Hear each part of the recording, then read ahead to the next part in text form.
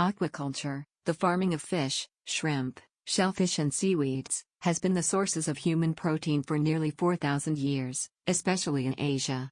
In the last decade, however, there has been unprecedented growth in aquaculture production, more than 300% since 1984, which has increased the importance of the modern food supply. It's the world's fastest-growing food production activity.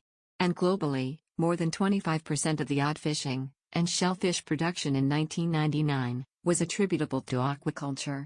Yes, this industry's contributions to human diet is actually greater than the numbers imply, whereas 1/3 of the conventional fish catch is used to make fish meal and fish oil. Virtually, all farmed fish are used as human food.